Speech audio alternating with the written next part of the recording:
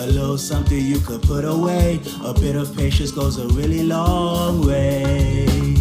And with these seeds I carry hopes of better days. Whose fruits are these anyway? Wait a minute, okay I get it. Live for today but prepare for the future. Make sure you cover your welfare is crucial. This for the mothers and lovers and little ones, taking care of those.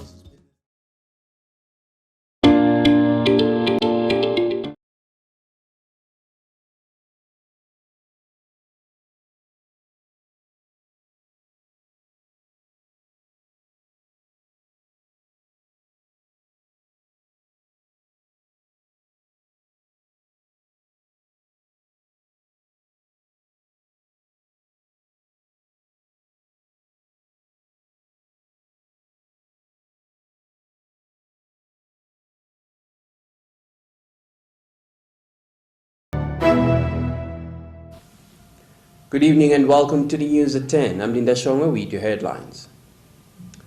Increasing dongas that separate communities, I call for concern following the unseasonal rains that the country continues to receive.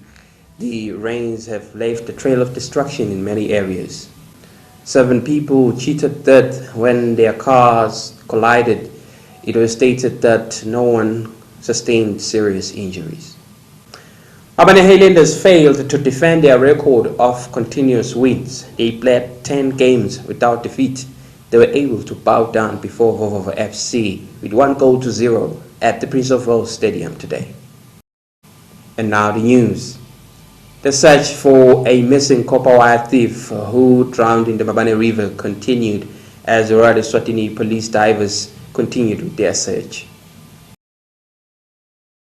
It has been 3 days today since the ESWATINI Police Service under the Divers Unit started a search for a copper theft suspect who is suspected to have drowned at Mbabane River. Yesterday, the members of the team did mention that they will start afresh and look where the suspect is believed to have died in while escaping from the police. This was after he was caught red-handed stealing copper. Today, we noted that the search team was added as members of the police under the Divers Unit searched endlessly for the missing body. They went down the river through Lobamba Bridge, still searching for the suspect. The police urged the nation not to try to get into the river as it is very dangerous since the river is full and they risk drowning. They appeal to the nation, however, to help them regarding any information about the missing suspect. Mzandile Mpapane for Channel Yemaswati News, visuals by Nkolis Mavuso, Langeni. Yemaswati Green Action Group state that they will continue with their initiative of cleaning up the country as they have been invited by other municipalities to carry out their duty in their various cities.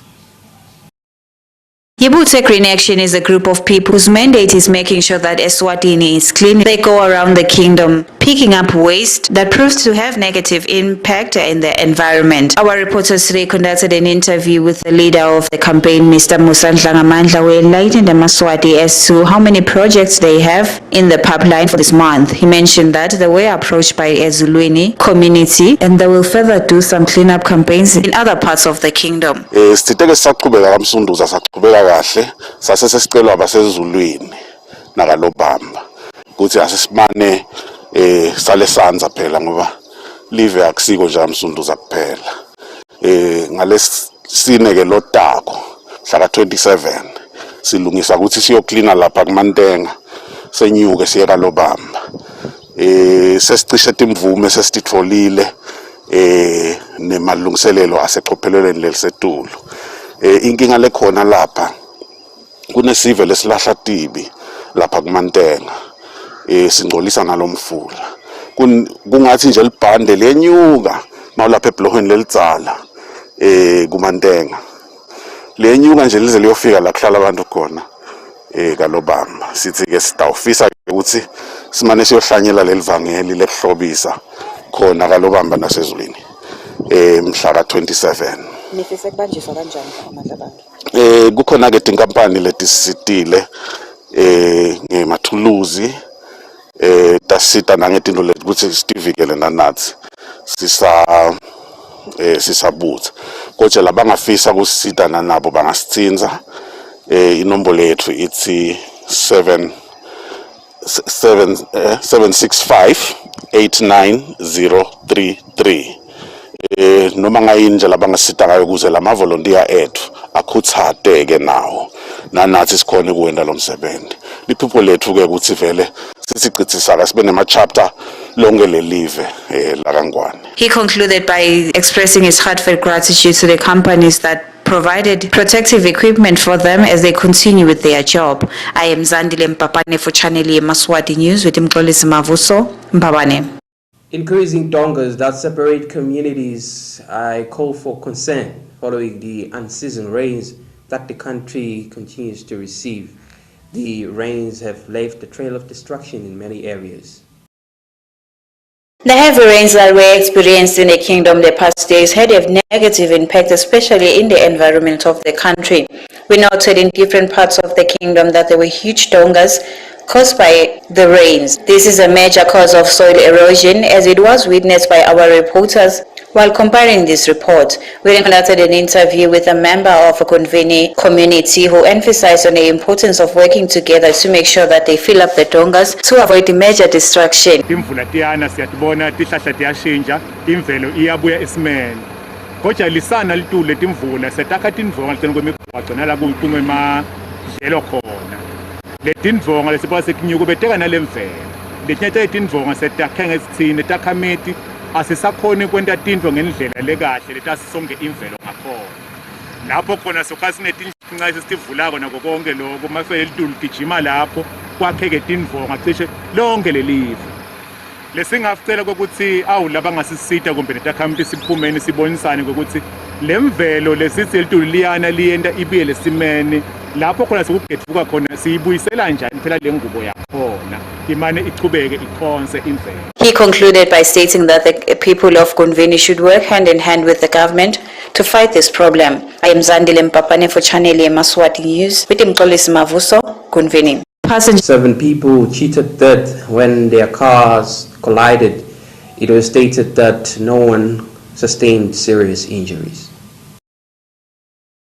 Passengers who were boarding a Nissan March and a Mazda Veris are lucky to be alive as their cars were involved in an accident today along the Mbabane-Manzini Highway in Elangeni. When our reporters arrived at the scene, the team with the members of the ESWATINI police service and relatives of those who were involved in an accident were already at the scene. We noted that there was one passenger who was seriously injured, and a police we conducted an interview with confirmed that indeed other passengers got minor injuries and there was one passenger who was seriously injured. Nissan March beyina 2 occupants bese ukuthi iMazda Verisa beyina 5 betiya ku Manzini direction tasikwendeka ukuthi ke le Mazda Verisa ishayisa le Nissan March ngemuva. Ingabe balimale kangakanani bebasengotini? Basabacilonga nje ngokubona nje kepha ngathi munye vele lo ngathi ulimele kakhulu lalabanye kungodi makhadi ngaqwayisa nje ngathi abantu abashayele kahle ba. Constable Mkonda further stated that the police are yet to conduct a formal investigation as to what caused the accident. Ngule peak hour njenganyalo nje abantu bebaphume emasonweni ukuthi avoideka letingodi leti njengale. He concluded by urging people to be cautious as they drive, especially in highways, and further limit their speed to avoid accidents. I am Zandile Mpapane for Channel Yemaswati News with Mxolisi Mavuso, Elangeni. Kunvini residents are grateful as government have responded to their call to restore their bridges which were deteriorating after the recent storms. Kunvini residents applaud government for taking action towards rehabilitating their damaged bridges that connect communities, Kwane Park and Kunvini area. They stated that the expedition of the treatment of the situation shows how government is committed in assisting them.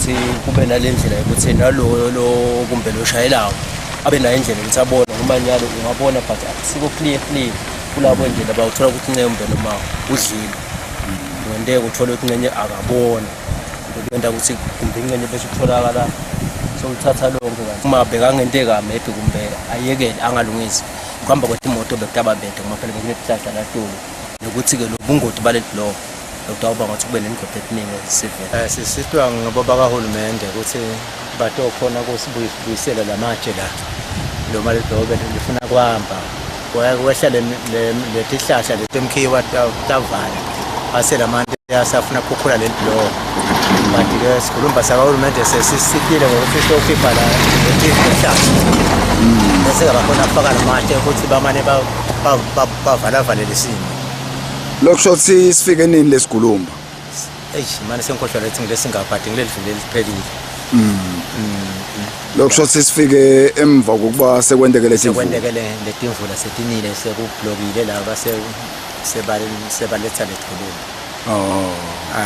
simo sesinjani nyalo nje la mhlambe mawuhambe ebusuku kakungcono but ukuthi nje ufuna unakelele mawahamba kakhulu ahamba ngemoto noma awubone nje lendloho lapha ukuthi likanjani nalele lisemkhumbane nalo kanje ufuna vele ukuphophelele kakhulu ngiva kulo lesemkhumbane bathi ke kwashona abantu bemuka sebake bahamba phela sebake labanye bafa khona la babulawa yini babulawa ngiwo lamanti labanye ngokukhanza ukuthi lo munye udlile afakele emoto kube kanjalo phela.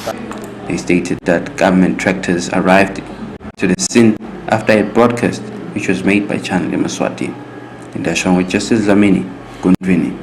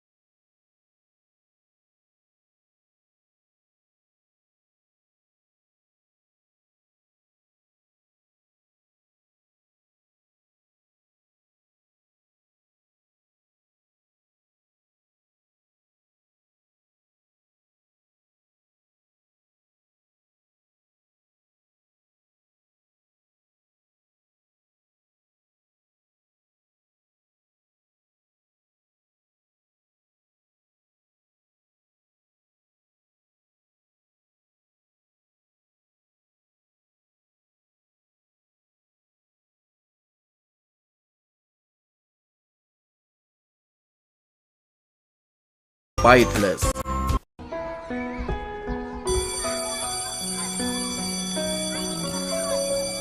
Sure, cheetahs.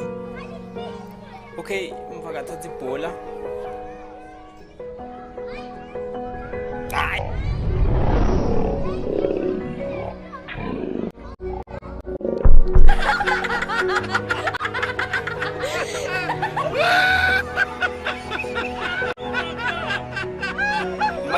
Esikolane hey sambe ngizodlala ingame mina ngeke ngisedlale ngebhola lesindonga umuntu na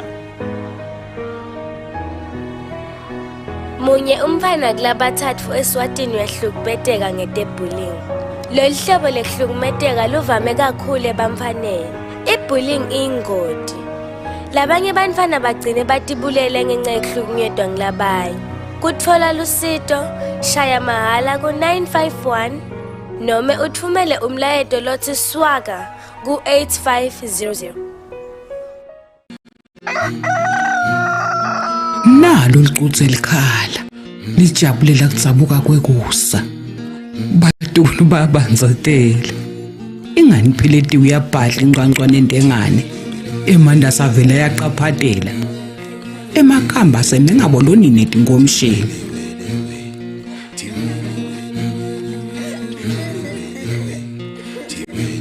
shukela nosekusele manje ngishukela shukela waseSwatini lonothile lwengete amandla uqala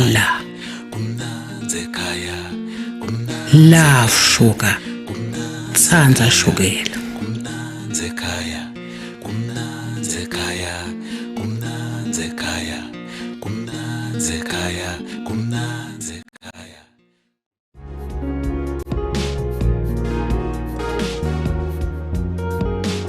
Sesimphathi. Ngeke ukuphathamisa usebenza mngani. Ngicela kumane ngihambe ngiyosuka. Ngiyajabula Khumalo. Inkampani yasebenza kuletha bethempilo batofundisa. Siyatinakekela tisebenza. Kusoka kumqoka ngoba kunciphisa amathuba ekuthola iHIV kanye nekuhlandeka nje kuba lula. Ngithathe lesinqumo sesingiyawusoka mphathi. Ukuze ngitivukele umdlavuza wendlu. Ngiphinde ngivikele umkami umdlavuza wemlomo wesibeletho.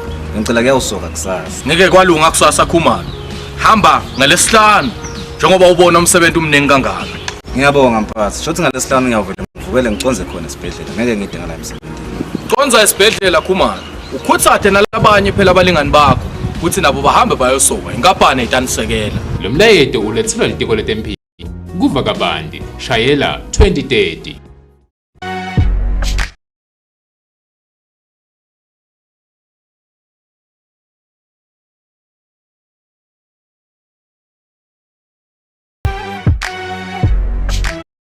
Koko Masuku, an elder of Fontaine, pleads for assistance from the nation. She is doing odd jobs so that she can secure rent for her apartment. We have a report. Koko Masuku is an elderly woman who rents a small house at Fontaine in Mbabane. Masuku stated that she only had one child who passed away unfortunately, and now she is left homeless. She mentioned that she has nobody in her family to help her, and her situation forced her to do odd jobs for her to survive. She stated that currently she is working for a woman so that she can earn her money for rent. She appealed for the nation to help her build a permanent structure for her. Manje nje bangakhele Nkosi yami ngathi kuthola umntwana wabamunye washona manje bengicela mane bekunene bangiside bangawukele ngoba nalo kusebenza angisakhona emandla sekude kwamanje ngihlala la mchashweni manje nakhona lela ngisebenza khona lo make sohola impenshela lemali nginika yona seyincane.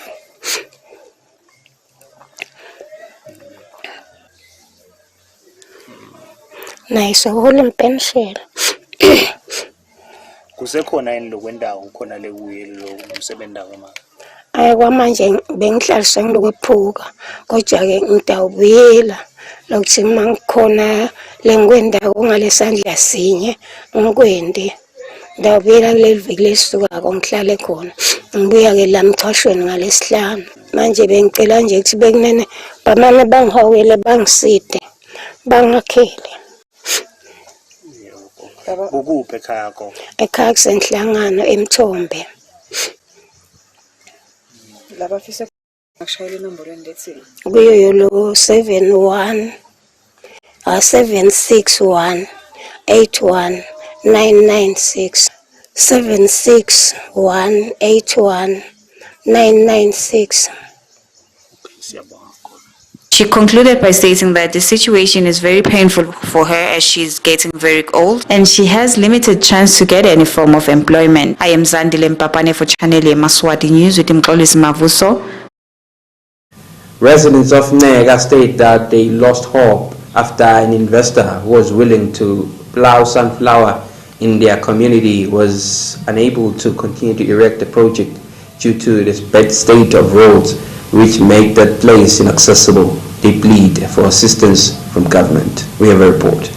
Residents of Nega in Sitobelweni were hopeful when a company from Matsapa approached them and mentioned that they want to start growing sunflower for commercial purposes and producing oil. Their dreams of developing the area and getting job opportunities were cut short as the bad state of the road forced the company not to go along with their plan of the sunflower plantation. We conducted an interview with Mr. Vusomoze Mkhumane, a resident at Nega, stated that they are hopeful that the company will come back to their area as he mentioned that the government is doing some rehabilitation work on their road. Besi organize a project le yokulima bhekilanga. Manje ke labantu laba bathi bafisile lokusilimela lo bhekilanga and sibuka ukuthi bekutaba bantu abacashiwe labanengi kuthuthukise live nako konke lokho. Kepha ke ngenxa lomgwaqo bathi the maintenance cost yabo ingaba setulu kakhulu ngako ngeke bakhona kuyenda le project yaseya. Le project ke make beyita kanje lo bhekilanga lomningi labenta ngayo le cooking oil le kumathapha ubuya ngephandle bekutawusita live ekuthenini lokuningi lokubuya ngephandle lokwenda le cooking oil kwendiwe khona la kudala imisebenzi khona la ukhuphule nerevenue yahulumende khona la bekutawusita kanjalo ke nokuthi nje besitawukhona kucasha naleli vele lingalalithuthukwe kube khona emabhizinisi lamanye bekucele bakasomi baqhamuka kumathapha. He stated that by growing sunflower in the area, a lot of people will get jobs and the area as well as the country's economy will grow. I am Zandile Mpapane for Channel Yemaswati News, Gangcega Sithobelweni. Luyengo market vendors commend Member of Parliament for Lubamba Mtsala, Honorable Mawik Khumalo, for restoring their market which was attacked by arsonists in the past few months. We have a report. Market vendors of Luyengo commends the Member of Parliament for Lubamba Mtsala for assisting in the rehabilitation of their market which was attacked by arsonists in the previous month or the previous year, stating that it will allow more women to come back to business.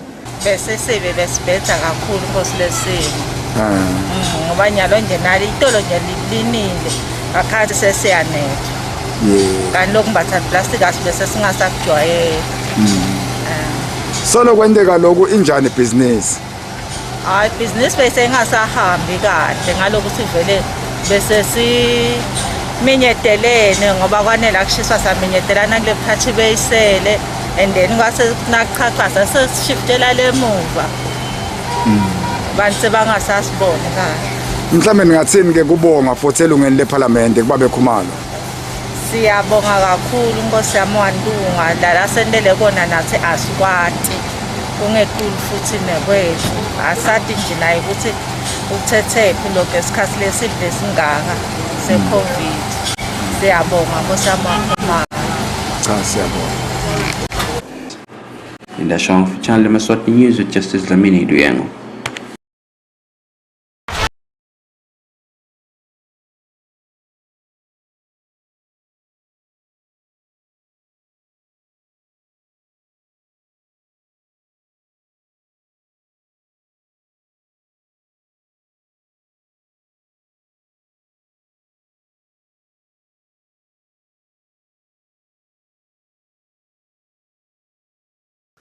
Mbabane Highlanders failed to defend their record of continuous wins. They played 10 games without defeat.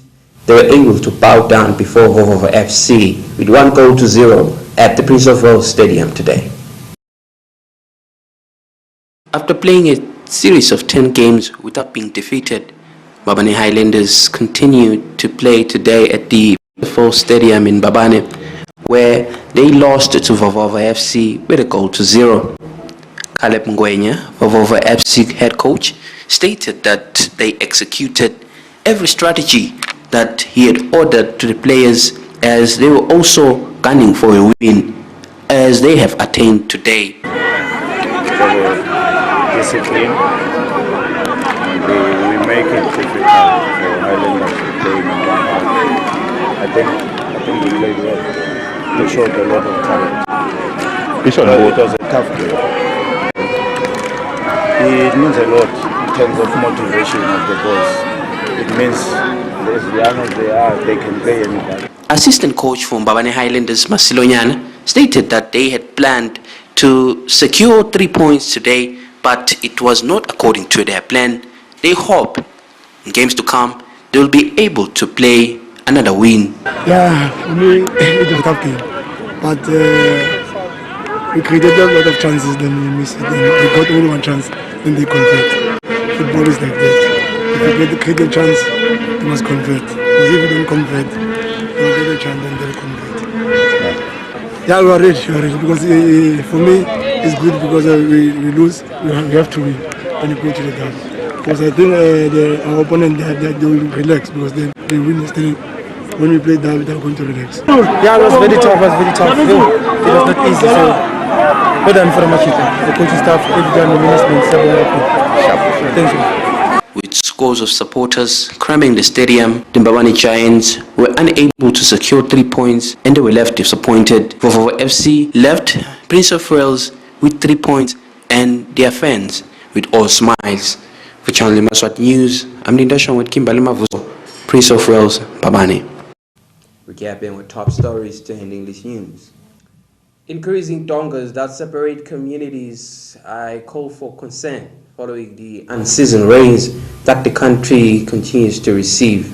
The rains have left a trail of destruction in many areas. 7 people cheated death when their cars collided. It was stated that no one sustained serious injuries. Albany Highlanders failed to defend their record of continuous wins. They played 10 games without defeat. They were able to bow down before Vovovo FC with 1-0 at the Prince of Wales Stadium today. Well, that's all for today. Until next time, please do enjoy the rest of your viewing. Good night.